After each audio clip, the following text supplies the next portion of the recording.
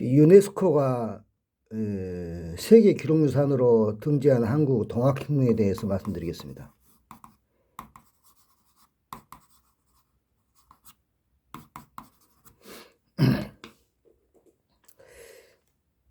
이 19세기에 이 조선 말에 여러 밀란이 많습니다. 1811년 홍경대난, 1862년 임술봉기라고 하는 진주밀란, 82년에 이모군란, 1884년에 갑신정변, 1894년에 동학혁명이 있는데,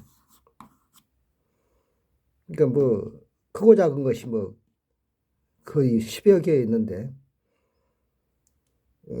조선왕조 마지막 그 동학혁명이기도 하지만, 왜 그 여러 가지 혁명 중에 동학혁명만 따로 추려서 조선왕조 혁명인데 대한민국 민주공화국 제16대 대통령 노무현 대통령이 이것을 명예회복을 시키려고 시켰는가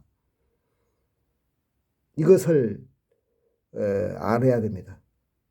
그러니까 왜 조선의 혁명인데 왜 대한민국 대통령이 명예회복을 시키냐 이거죠. 그건 동학혁명이 갖는 의미가 달라서 그럽니다. 거기 아까 말했잖아요. 이모군란, 뭐 갑신정변, 그 전에는 임술봉기, 홍경대단 뭐 이랬는데 그런 거 다 빼고 동학혁명을 했다는 게, 동학혁명이 지향한 것이 뭐였냐면은 새로운 나라입니다. 새로운 나라. 이거를 잘 인정하지 않으려고 그래요. 미국 독립혁명도 일어났을 때 1776년에 일어났을 때 다 지금의 미국을 생각했을 것 같지만 그때도 대영 제국을 영국의 그 국왕을 상징적 왕으로 하는 그런 입헌 민주국을 세우자고 주장하는 일파도 많았어요. 지금도 호주나 뉴질랜드는 영국 국왕입니다. 그런데 그렇게 하지 않았어요. 그래서 미국 독립혁명이 위대한 겁니다. 그때 3대 혁명이 이야기했지만 1776년에 일어났지만 실제로 정부가 들어선 거는, 공화정이 들어선 거는 13년 뒤에, 그러니까 1789년에 워싱턴 대통령을 초대 대통령으로 한 공화국 정부가 들어선 거예요.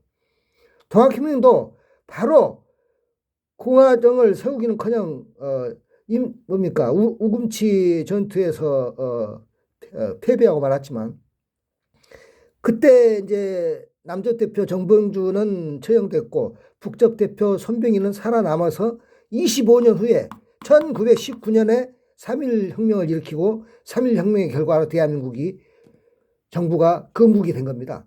그래서 1919년 대한민국 건국론이 나오는 것인데, 뭐 뉴라이트라든가 일부가 이것을 부정하니까, 이거는 이제 어디서부터 잘못됐냐면은, 부정하는 것도 잘못됐지만은 유네스코도 대한민국 동학혁명을 기록유산으로 등재를 해줬는데, 그럼에도 불구하고 실제로 동학혁명의 유족회라든가 그런 그 기념단체가 이 동학혁명이 공화주의적인 혁명이라는 성격에 대해서 좀 뭐랄까 확실히 해두지 않는 것, 그것이 그런 어떤 공격을 받아도 할 수 없게 된 겁니다.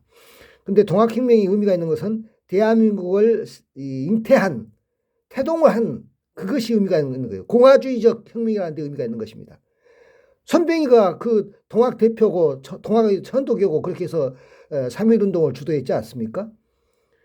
근데 실제로 손병희를 그 기념하는 단체도 천도교도 그런 데 대한 투철한 의식이 없어가지고 이것이 잘 주장되지 않고 있고, 그 다음에 유네스코에 대한민국 4대 혁명이 있는데 동학혁명, 3.1혁명, 4.19혁명, 5.18혁명, 5.18운동 4대 혁명이 있는데 다 등록됐는데 3.1 혁명 이것이 등록이 안 됐어요.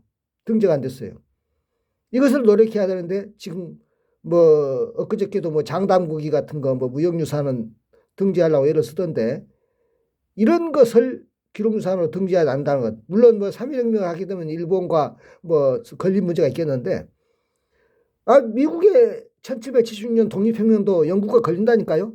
그때도 누구나 지금 같은 미국을 세우자는 것이 아니었고 일부는 영국 대영주국을 그대로 국왕으로 인정하자고 했다니까요.